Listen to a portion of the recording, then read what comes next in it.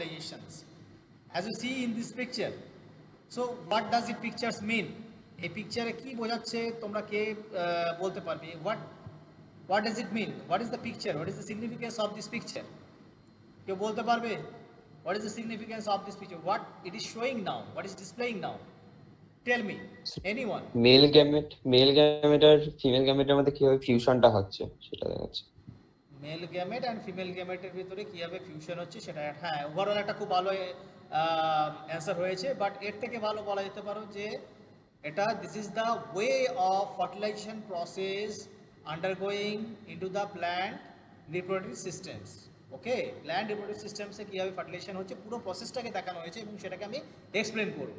So আমরা জানি যে পলিনেশন হয়েছে। Pollination is nothing just fusion of pollen grain and sitting above the stigma of the female reproductive system. Female reproductive systems কি? Female ফ্লাওয়ারের স্টিগমাতে এসে যখন basically তোমার pollen grain ফল করে তখন তাকে আমরা পলিনেশন বলছি। Still up to this is called pollination, and after that a long term process will go on to develop complete seeds and fruits.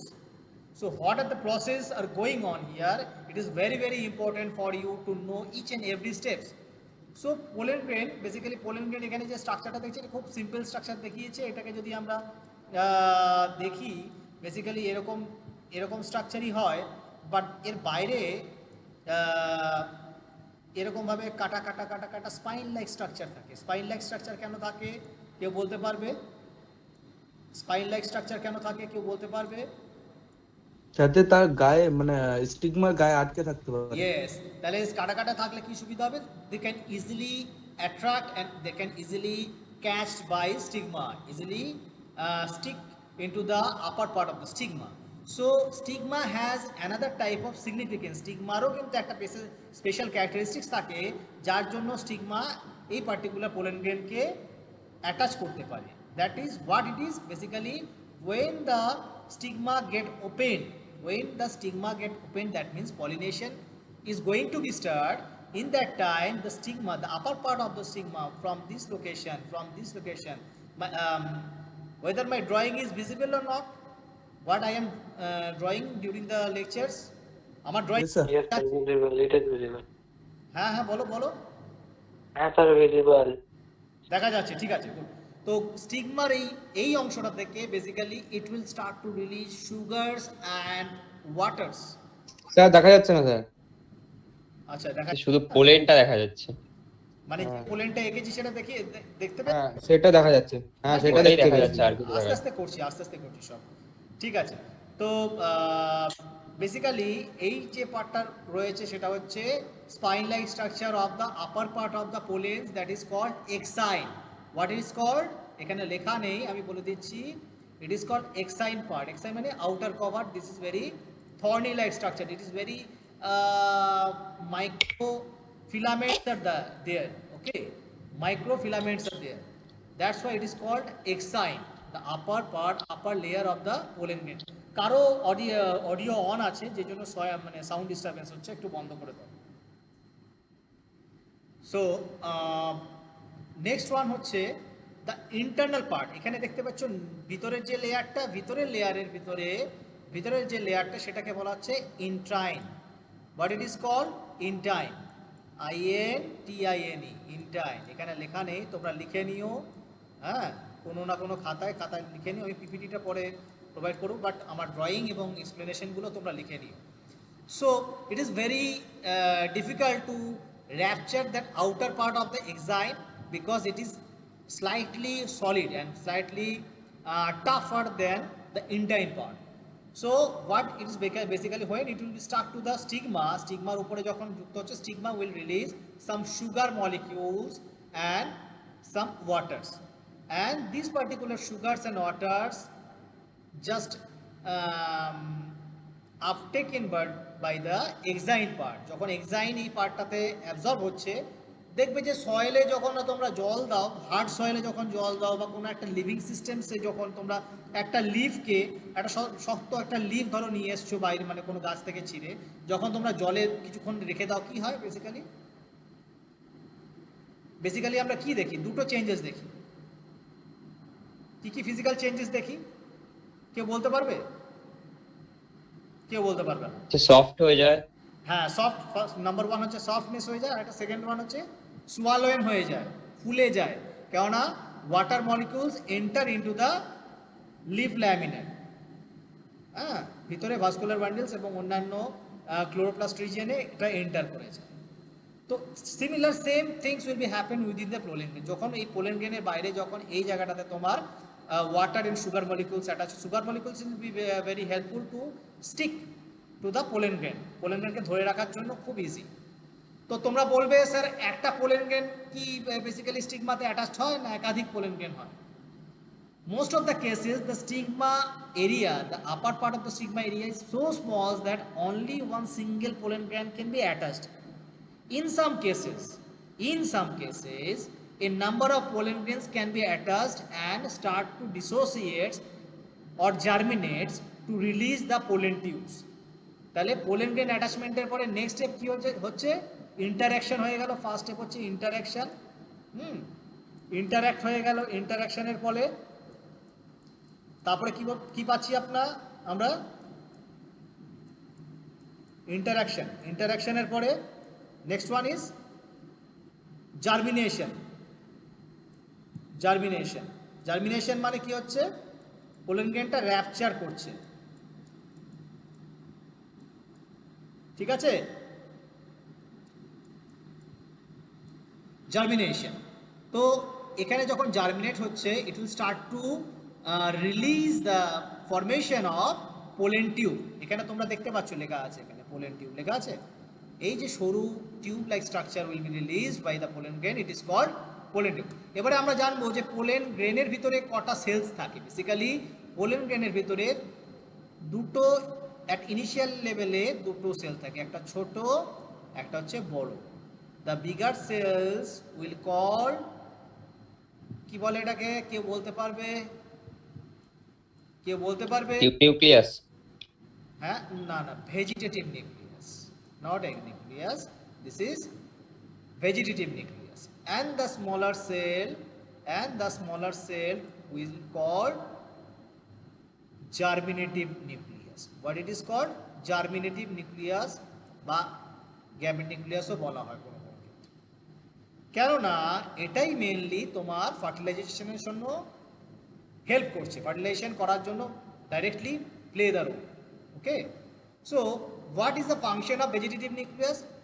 When the pollen grain just germinate here, the vegetative nucleus will start to go for mitotic divisions to produce this type of tubes, these pollen tubes. So the pollen tubes is basically the results of the multiplications of the vegetative nucleus. Am I clear? And this germinative nucleus, এই germinative nucleusটা কি হয়? এটা ছোট সাইজের থাকে। যখনই এটা pollen টিউবের ভিতরে ঢোকে, পোলেন টিউবের থ্রু এটা পাস আউট হওয়ার চেষ্টা করে, এবং after immediate production or synthesis of the pollen tubes, the germinative nucleus will go for one single mitotic division. One single mitotic division. Write down mitotic division. One single mitotic division, and that's why একটা single cellular mitotic ডিভিশনে কটা sell তৈরি হবে? একটা sell থেকে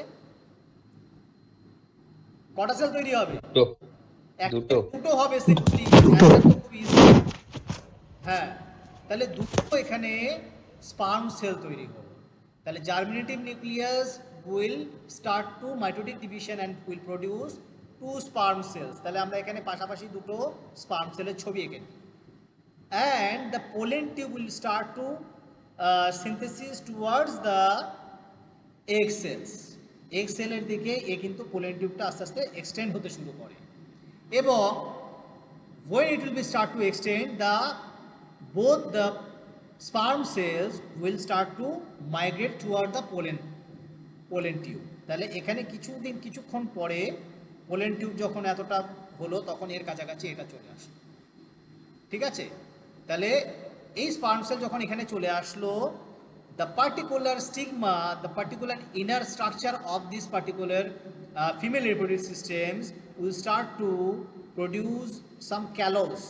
Callus means কি বলতো এখানে একটু ক্যালোজ মানে এক ধরনের পলিস্যাকারাইড যেটা ডিপোজিট হতে শুরু করে আপার পার্ট। যখনই এতটা চলে আসলো জাস্ট পোলার স্পার্ম সেলের উপরে ক্যালোজ জমতে শুরু করবে। ক্যালোজ জমার কারণটা কি? যাতে this both sperm cells will not reverse back, উপরের দিকে যাতে চলে না যায়। চলে গেলে তো আর ফার্টিলাইজেশন হবে না, সেই জন্য এখানে এই জায়গাটা ব্লক করে দিল। আবার যখন এখানে গিয়ে পৌঁছলো তখন কিন্তু এখানে আবার ক্যালোজ ডিপোজিশন হয়ে গেল। ঠিক আছে, এখানে ক্যালোজ ডিপোজিশন, তো it will not move to the reverse direction. In this way, when both of the sperm cells will reach to the open part, open area, এখানে আমরা এই পিকচারটাতে কিন্তু ওপেন এরিয়া দেখতে পাচ্ছি না। এখানে আমরা কি দেখতে পাচ্ছি? এখানে এগ সেলসের স্ট্রাকচারটা দেখতে পাচ্ছি, যেখানে আউটার মোস্ট ইন্টেগুমেন্ট রয়েছে। এই যে ইয়েলো কালারের যে পার্টটা দেখতে পাচ্ছি, এটা হচ্ছে ইন্টেগুমেন্ট। এখানে লেখা নেই, আমি লিখে দিচ্ছি। হ্যাঁ, ইন্টেগুমেন্ট বলছি। ঠিক আছে, তোমরা লিখে নাও, ছবিটা ড্রয়িং করে নিও। আমি কিন্তু কিছু কিছু জিনিস এক্সট্রা বলছি। এই ইন্টেগুমেন্টের ভিতর দিয়ে কখনো পোলেন টিউব ভিতরে ঢুকে যায়। কি হয়? এই ইন্টেগুমেন্ট ভিতর দিয়ে কখনো পোলেন টিউব ভিতরে ঢুকে যায় with the direction of the tube nucleus. Pollen টিউবের প্রথমেই কিন্তু টিউব নিউক্লিয়াসটা জাস্ট তোমার মাইটোটিক ডিভিশন হয় এবং পোলেন টিউবকে বাড়াতে সাহায্য করে, এবং tube nucleus is nothing the mature part of the vegetative nucleus. এখানে যে আমরা যে ভেজিটেটিভ নিউক্লিয়াস পড়েছিলাম তার ম্যাচিওর পার্ট হচ্ছে টিউব নিউক্লিয়াস। টিউব নিউক্লিয়াসটা যত এগোতে শুরু করে পোলেন টিউবটা তত এক্সটেন্ড হতে শুরু করবে। এটা করে মাথায় থাকে। এটা যখন এখানে পৌঁছে গেল তখন টিউব নিউক্লিয়াসের কিন্তু ফাংশন ফিনিশড। টিউব নিউক্লিয়াসের আর কোনো কাজ থাকলো। That means through the pollen tubes only 2 sperm cells are there. These are the 2 sperm cells. তোমরা দেখতে পাচ্ছ ছবিতে 2 sperm cells are there. If the pollen tube will enter into the egg cells through the integument, এই যে integument yellow কালারের integumenটের ভিতর দিয়ে যদি এন্টার করে এবং ফিউশন হয়, তখন এই প্রসেসটাকে বলা হচ্ছে integumenous fertilizations. What it is called? Integumenous fertilization বলা হচ্ছে। This is very rare cases, but most of the cases these particular pollen tube will see the picture. This is the embryo structure, this is the opposite direction. ঠিক আছে, এটা নিচের দিকে করা আছে, এটা নিচের দিকে রয়েছে ছবিটাতে, আর এটা উপর দিকে রয়েছে। এটা তোমরা উল্টো দিক থেকে দেখলে বুঝতে পারবে। So this is the area through which in most of the cases the pollen tube will be enters. That's why this particular fertilization is called micropylar fertilization. মানে 90% কেসে এই পোলেন টিউব কিন্তু এই যে এখানে মাইক্রোপাইল রয়েছে, দেখতে পাচ্ছ ছবিতে। এটা কিন্তু এখানে এই ছবিটাতে কিন্তু দেখায়নি, কিন্তু এই ছবিটাতে আমরা মাইক্রোপাইলটাকে ক্লিয়ার কাট দেখতে পাচ্ছি। এখান দিয়ে না গিয়ে এখান দিয়ে যখন পোলেন টিউব ভিতরে এন্টার করবে তখন বলবো মাইক্রোপাইলার ফার্টিলাইজেশন। তোমরা লিখে নাও একটা জায়গায়, মাইক্রোপাইলার ফার্টিলাইজেশন হয়ে গেল। After immediate entry of this 2 sperm cells, এই যে 2 স্পার্ম সেলস রয়েছে এখানে ছবিতে, আমরা সেকেন্ড ছবিতে আমরা দেখতে পাচ্ছি this one and this one. এই দুটো স্পার্ম সেল যখন এখানে এন্ট্রি করলো তখন এবারে আমরা এগ সেলসের ভিতরে বেসিক স্ট্রাকচারটা আমরা দেখতে পারবো। এটাকে কি বলছি আমরা? থ্রু গ্যামেটোজেনেসিস যে সেল ডেভেলপ করে তার নাম আমরা কি বলে থাকি?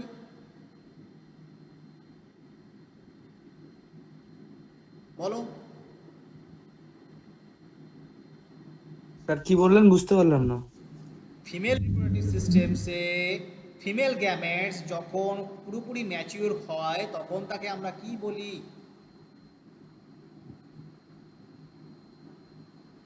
এটা তোমাদের আজকের টার্ম। স্যার এক্সেল বলি। এক্সেলস তো খুব কম, মানে কমন টার্ম। এক্সেলস তো শুধু এটাকে, এক্সেলস তো মানে তোমার এই জাস্ট এই অংশটাকে আমরা বলবো, মানে এক্সেলস তো একটা সেল। বাট এই যে পুরো যে স্ট্রাকচারটা এখানে ছবিতে দেখানো হয়েছে এটাকে কি বলছি? Sir embryo sir. ঠিক হলো না, জাইগোট। হলো না। জাইগোট টাইগোট তো অনেক পরে আসছে, ওভাম স্যার। কাছাকাছি গিয়েছো। Ovary. Ovary, this is called ovary.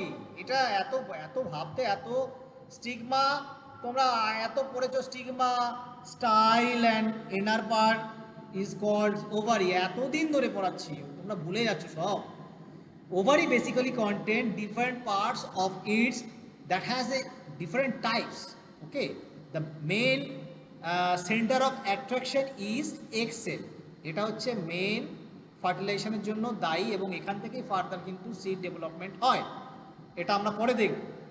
Beside the egg cells at the nearest portion of the micropyle, এখানে মাইক্রোপাইলার এন্ডটা দেখতে পাচ্ছ, মাইক্রোপাইলার এন্ড এরিয়াতে egg cells থাকে এবং egg cells এর পাশে দুটো another two haploid number of cells are there, they are called synergids. What is the function of the synergids? During just before of the fertilization and development of embryo sac, development of development of ovary, during that time these synergids will directed to locate this location. Synergids কি করে, direct করে যে তোমাকে egg সেলকে কোথায় থাকতে হবে, এবং তারা কি করে অ্যাজ এ গার্ড সেল থাকে, কি থাকে গার্ড সেল, তারা গার্ড করে থাকে এগ সেলকে যাতে এর কোনো রকম হার্ম না হয়। Before and beside these three different cells, এটাও haploid number, এটাও haploid number, this is also haploid number. Another two cells are just at the center of the ovary. These two cells are called polar nuclei. What it is called? What it is called? Polar nuclei. Polar nuclei. This is very important. This will help to synthesis or develop the endosperm, seed endosperm. তো এই দুটো polar nuclei কিন্তু খুব important. These are the independent cells. This is haploid cells n number and this is haploid cells n number. Beside these, another three cells are at the opposite sides of the ovary. এখানে তোমরা green কালারের যে তিনটা দেখতে পাচ্ছ sales, এরা হচ্ছে haploid number এবং এরা হচ্ছে basically located at the chalaza end. এখানে ছবিতে তোমরা নিচে দেখতে পাচ্ছ লেখা আছে chalaza end. This is the opposite sides of this, the opposite sides of the micropylar end is basically called chalza. কখনো কখনো কি হয়, উইদাউট ফার্টিলাইজেশন ছাড়াই এই অ্যান্টিপোডাল সেলস ফার্দার কিন্তু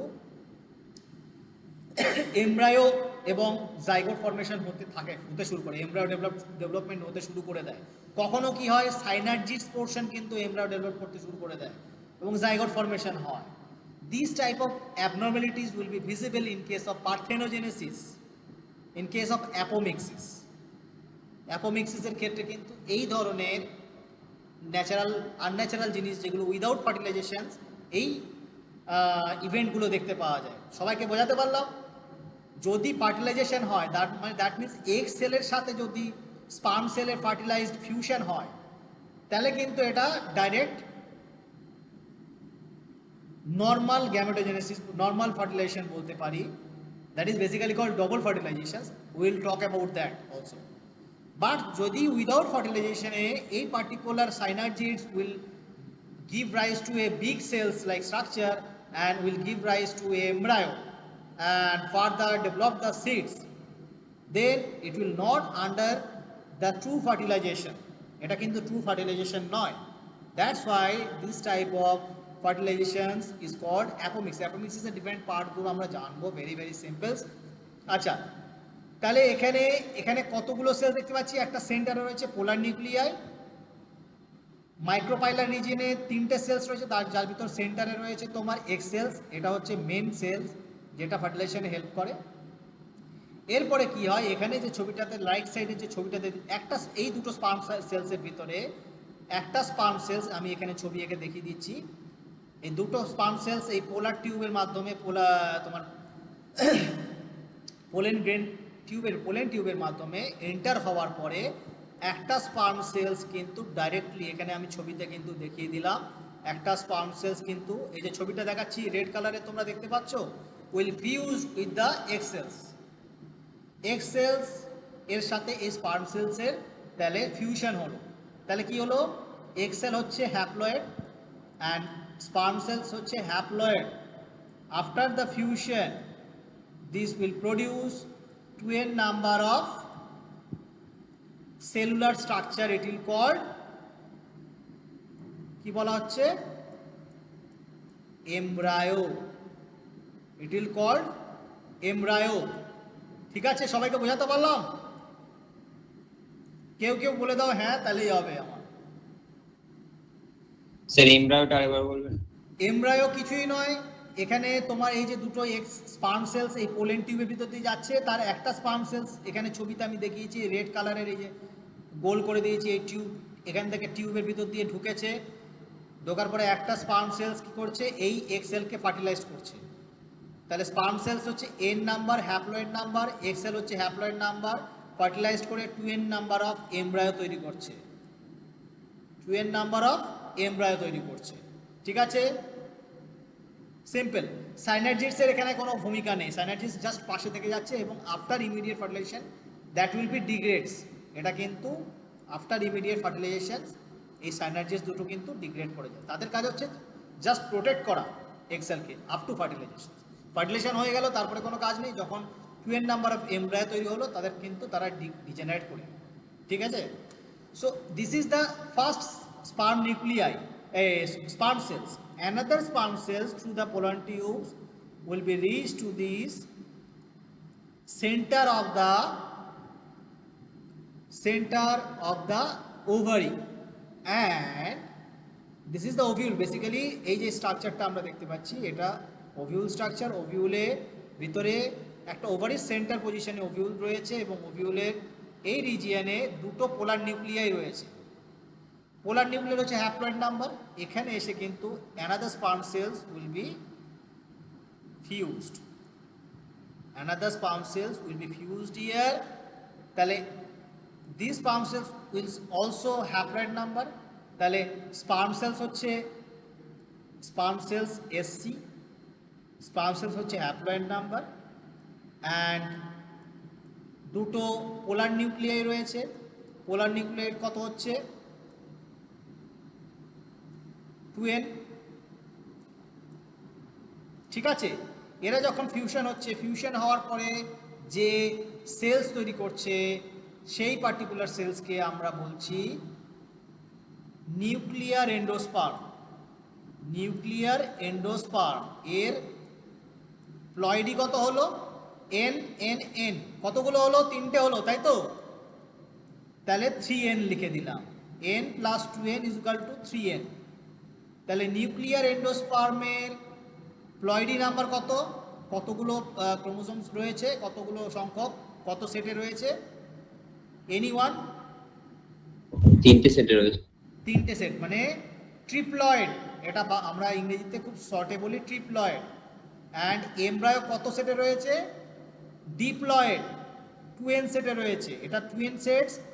তাহলে সিড যেটা বেসিক্যালি তোমার এমব্রায়ো এবং জাইগোট ফরমেশন হচ্ছে, তার জাইগোট ফরমেশনের জাইগোট কি বেসিক্যালি এমব্রায়ো ডেভেলপ হওয়ার পরে এমব্রায়োটা কি হচ্ছে, ফার্দার মাইটোটিক ডিভিশন হচ্ছে, এই নাম্বার অফ মাইটোটিক ডিভিশন হচ্ছে এবং ডিভিশন হওয়ার পরে জাইগোট তৈরি করছে। কি তৈরি করছে, জাইগোট তৈরি করছে। জাইগোট হচ্ছে larger structure of the embryo, larger structure of the embryo, and zygote will be formed through mitotic, n number of mitotic division, n number, অনেকগুলো মাইটোটিক ডিভিশন হওয়ার পরে একটা কমপ্লিট জাইগোট তৈরি করছে এবং জাইগোটটা হচ্ছে 2n সেট ডিপ্লয়েড। কিন্তু এখানে নিউক্লিয়ার এন্ডোস্পার্ম হচ্ছে ট্রিপ্লয়েড, এখানেও কিন্তু শেষ নয়। যখন এটা জাইগোট ফরমেশন হচ্ছে, during that time the nuclear endosperm will also go for mitotic divisions. Go for mitotic divisions to produce seed endosperm. What is called? Seed endosperm. This is 3n number, similar number একই। Cellular mitotic ডিভিশনে তো কোনো haploid ডিপ্লয়েডের কোনো change হয় না, একই থেকে যায়। এখানে 3n ছিল, এখানেও 3n থেকে গেছে। তাহলে সিড এন্ডোস্পার্ম তৈরি করে একটা কমপ্লিট এরকম একটা সিড এন্ডোস্পার্ম তৈরি করছে। এখানে আমি কিন্তু এটাকে পুরো কভার করে দিলাম। কভার করে দিলাম এই জন্য it is called seed endosperm. And what is the function of the seed endosperm? যখন তুমি একটা সিড হারভেস্ট করছে, প্ল্যান্টের যখন একটা সিড তৈরি হচ্ছে, সিড তৈরি হওয়ার পরে সিড এন্ডোস্পার্মের বাইরে তোমার এই রিজনে তোমার এমব্রায়ো থাকছে এবং এমব্রায়োর বাইরে তোমার সিড কোট থাকছে। সিড কোটে তোমার এন্ডোকার্প রয়েছে, মেসোকার্প রয়েছে, পেরিকার্প রয়েছে, ডিফারেন্ট আউটার পার্ট রয়েছে। এবং আউটার পার্টগুলো কখনো ফ্লেশি হয়, তার উপর বেস করে বিভিন্ন ধরনের ফ্রুটে বিভিন্ন ধরনের ফ্লেশি স্ট্রাকচার দেখতে পাওয়া যায়। ম্যাঙ্গোর ক্ষেত্রে মেসোকার্প এরিয়া তোমার ফ্লেশি হয়, যেন মেসোকার্প এরিয়াটা তুমি খাও। আর সিডটা তো আমরা সিড মানে জার্মিনেশনের জন্য বা পরবর্তীকালে গাছ লাগানোর জন্য ইউজ করি। তো সিডটাকে তো সঙ্গে সঙ্গে আমরা লাগাই না, বা গাছ থেকে যখন সিড মানে ফ্রুট পড়ে যায়, ফ্রুট থেকে তোমার পেরিকার্প ডিগ্রেড করে যায়, তারপরে সিডটা তো থেকে যায়। সিডের ভিতরে সিড এন্ডোস্পার্ম থাকছে এবং সিড এমব্রায়ো থাকছে। এই সিডটাকে তখন সেই অবস্থাটা তো এদের তো এটা অ্যাকচুয়ালি ভ্রূণও বলা হচ্ছে বাংলায়, ভ্রূণ বলছি। এই এমব্রায়োর খাবারের দরকার হয়। এই এমব্রায়োর খাবারটা কোথা থেকে আসবে? এর তো বাইরে থেকে তো কোনো খাবার পাচ্ছে না। এরা তখন এই নিউট্রিশনাস পার্টটা, নিউট্রিশনটা বেসিক্যালি এই পার্টিকুলার সিড এন্ডোস্পার্ম থেকে এরা কালেক্ট করতে শুরু করে। আনটিল আর unless these seeds will be germinate. যখন কোনো সয়েলে আমরা এটাকে জার্মিনেট করছি, ততদিন পর্যন্ত, যতদিন না এই জার্মিনেট হচ্ছে এবং সয়েলের নিউট্রিশন নিতে পারছে, ততদিন পর্যন্ত কিন্তু এই সিড এন্ডোস্পার্ম থেকে ওই পার্টিকুলার সিড এমব্রায়ো খাবার নিতে শুরু করবে, খাবার দেবে একটা। This is the storage, future storage. ঠিক আছে, বোঝাতে পারলাম? এরপরে চলে আসি আমাদের আগের স্লাইডে। সেক্সুয়াল মোড হয়ে গেল, সি ফরমেশন হয়ে গেল, অ্যাসেক্সুয়াল মোডে চলে আসি। অ্যাসেক্সুয়াল মোডে আমরা দেখতে পাচ্ছি, অ্যাসেক্সুয়াল মোড সিম্পলি যেখানে কোনো ফার্টিলাইজেশন হচ্ছে না, multiplication of plants without the fusion of male and female gamete. Male and female গ্যামেটের কোনো ফিউশন ছাড়াই যদি মাল্টিপ্লিকেশন হয়, সেটাকে অ্যাসেক্সুয়াল মোড অফ রিপ্রোডাকশন বলি। প্ল্যান্টের ক্ষেত্রে তিনটে মেন ডিফারেন্ট ক্লাসেস রয়েছে। ফার্স্ট ওয়ান হচ্ছে ন্যাচারাল অ্যাসেক্সুয়াল রিপ্রোডাকশন আর ভেজিটেটিভ মোড অফ রিপ্রোডাকশন বলা হচ্ছে, যেখানে ন্যাচারালি হচ্ছে। সেকেন্ড ওয়ান হচ্ছে artificial human made, manmade reproduction process. এটাও আর্টিফিশিয়াল ভেজিটেটিভ মোডেই হচ্ছে, বাট হিউম্যান ইন্টারফিয়ারেন্স থাকছে। তাহলে হিউম্যান ইন্টারফিয়ারেন্সের মাধ্যমে আমরা কতগুলো কি ধরনের কলম তৈরি করতে পারি আমরা বাংলায় পড়েছি, তোমাদেরকে অমিত স্যার পড়িয়েছেন হর্টিকালচারের কিছু পার্ট।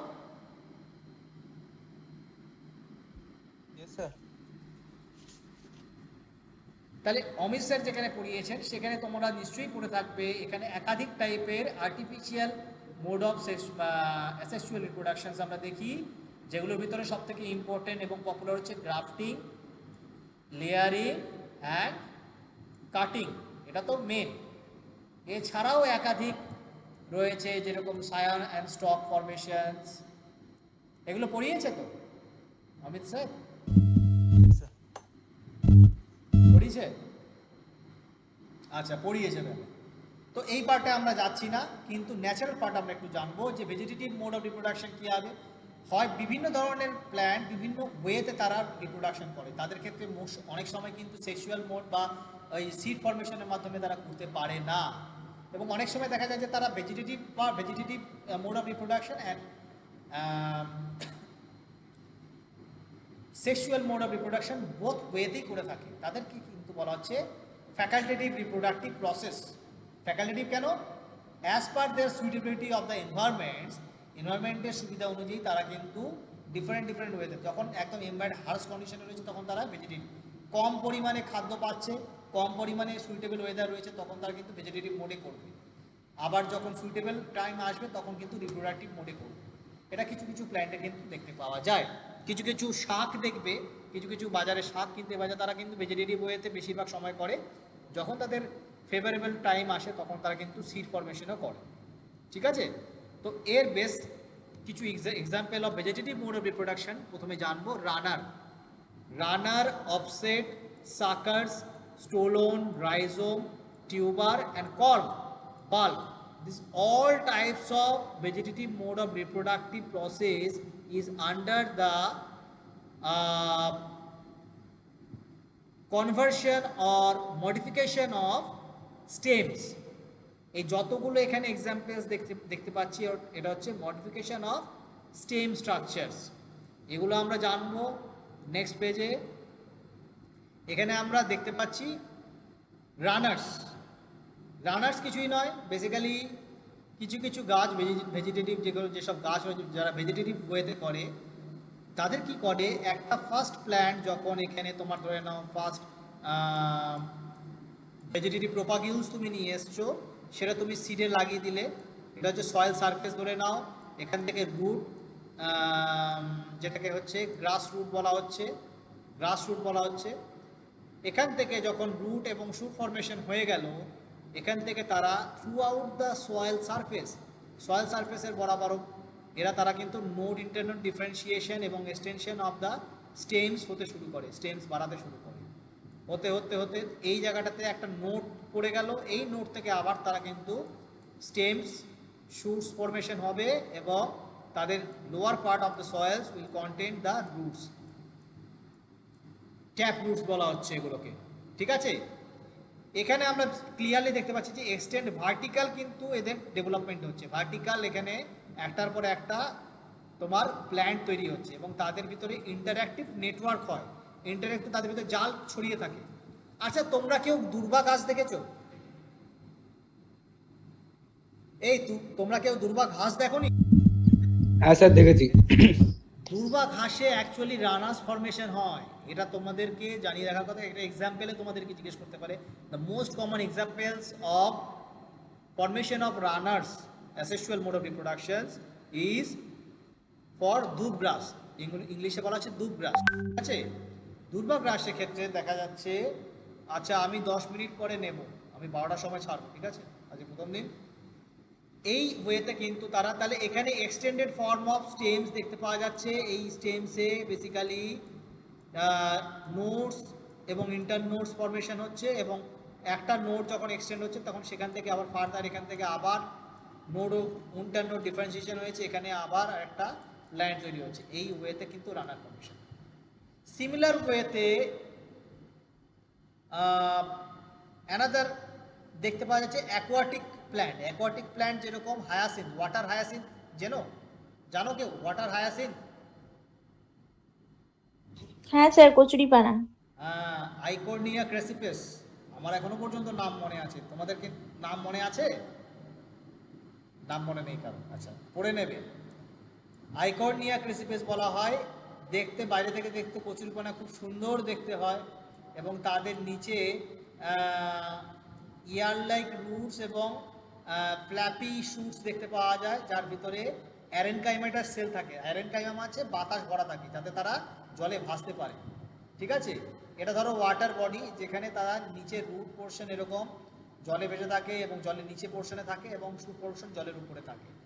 এরা কি করে, বেসিক্যালি এখান থেকে এই similar type of extended suits formation করে এবং এদের কিন্তু কোন নোড ইন্টারনোড থাকে না, এখান থেকে শুরু হলো এখানে গিয়ে শেষ এবং এখানে আবার তারা কিন্তু এরকম আরেকটা প্ল্যান্ট রিজেনারেট হলো, শুট ফরমেশন হলো এবং রুট ফরমেশন হলো এরকমভাবে, এবং this particular part will basically contain the air so that it can easily merge or float on the Soyel.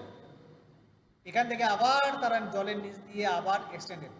এই গাছটা কিন্তু খুব মারাত্মক গাছ, জানো কি তোমরা? জানো না? টেরর অফ বেঙ্গল বলা হয়। হ্যাঁ, এটা কে বললো? খুব সুন্দর ওয়ার্ড বললো, আমি বলতে যাচ্ছিলাম। কে বললো? সপ্তর্ষি। হ্যাঁ, টেরর অফ বেঙ্গল এই জন্যই বলা হয়েছিল যে আমাদের যখন বিফোর ইন্ডিপেন্ডেন্স, মানে ইন্ডিপেন্ডেন্সের আগে তখন ইউএসএ থেকে কোনো এক সময় এই গাছটাকে ভুল করে ইংরেজরা নিয়ে আসে ইংরেজরা তো অনেক কিছুই আমাদের করে দিয়ে গেছে, হ্যাঁ উপকার। আরেকটা উপকার করে দিয়েছে, ওখান থেকে ইউএসএ একটা হচ্ছে নেটিভ, এটা নেটিভ হচ্ছে ইউএস আমেরিকান রিজিয়নে, এটা basically centre of origins. But এটা অ্যাজ এ এক্সোটিক উইড কেন না, ওখান থেকে বাই ফ্লাইট এখানে নিয়ে আসা হয়। ভাবা হয় যে খুব সুন্দর দেখতে বাইরে, জলে যদি পন্ডে ওয়াটার বডিতে দেওয়া হয় দেখতে খুব সুন্দর লাগবে বড়, কিন্তু যখন লাগানো হলো ওয়াটার বডিতে দেওয়া হলো তখন এটা খুব কম সময়তে 8 থেকে 10 দিনের ভিতরে পুরো পুকুর বা পুরো পন্ড বা পুরো বিল কিন্তু ভরে দিল, এবং নিচে যে জল তারা এখানে টক্সিক পদার্থ ছাড়তে শুরু করলো, that will start to make a suitable area for mosquitoes and other insects. Okay, জলটাকে দূষিত করতে শুরু করলো, so it will be considered as a very devastating weeds, water weeds. This particular structure by which the কচুরিপানা or water hyacinth will develop is called, this structure is called offset. কি বলে ওটাকে? offset বলে, মনে থাকবে সবার, offset আগে লিখে দিয়েছি। ঠিক এরকম ভাবে আবার কিছু কিছু গাছ মানে গাছে আপার পার্টে সিমিলার স্ট্রাকচার দেখতে পাওয়া যাবে। এটা স্থলে মানে ল্যান্ড ভেজিটেটিভসের ক্ষেত্রে হয়ে থাকে বেসিক্যালি। এখানে আমরা এক্সাম্পলসে দেখতে পেয়েছিলাম অফসেটস হয়ে গেছে, রানার্স হয়েছে, সাকার্স অ্যান্ড স্টোলনস। তাহলে সাকার্স কিছুই নয়, বেসিক্যালি আপার পার্ট, এগুলো যে যখন আমরা নিচের দিক দিয়ে যাচ্ছে তখন সেটাকে বলছি আপার পার্ট দিয়ে যখন যাচ্ছে তখন সেটাকে বলছি রানার্স, এবং থ্রু আউট দ্য সয়েলস যখন যাচ্ছে ওটাকে বলছি আমরা সাকার্স। সো ডিফারেন্ট ওয়েজ রয়েছে। আচ্ছা, আলু তোমরা সবাই দেখেছো, একটা আলু যদি নিই, আলুতে একাধিক স্কার্স দেখতে পাওয়া যায় এরকম, ছোট ছোট ছোট ছোট স্কার্স। যদি তোমরা অনেক দিন ধরে একটা আলুকে রেখে দাও তাহলে এখান দিয়ে বার্ডিং হতে শুরু করে, একটা বালজিং রিজিয়ন দেখতে, হোয়াইট কালারের বালজিং রিজিয়ন দেখতে পাওয়া যায়। This is the portions of the stems where it will start to regenerate the shoots portion.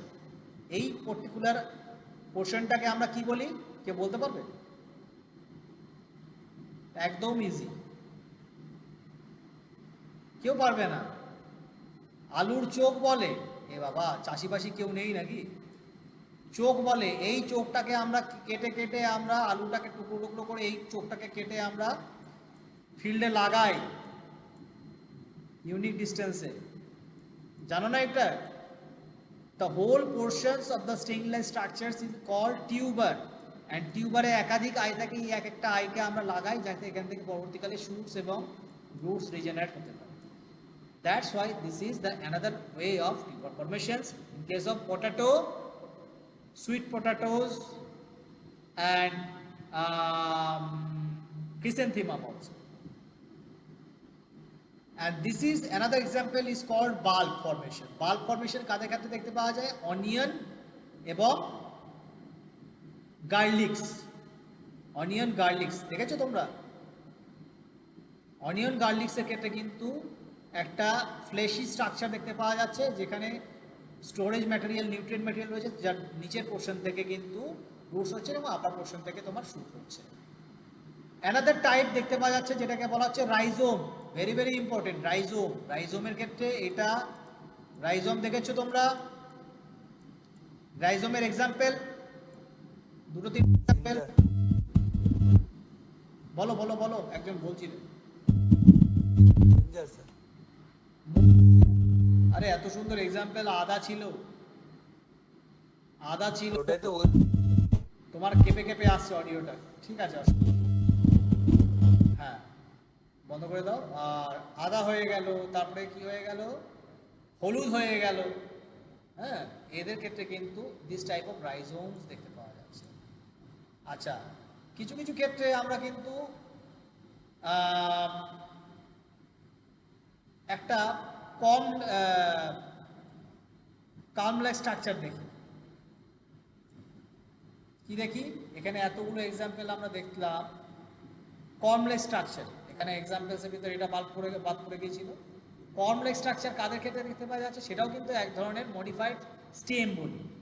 কর্ম লাইক স্ট্রাকচার হচ্ছে অলোকেশিয়া, নাম শুনেছো?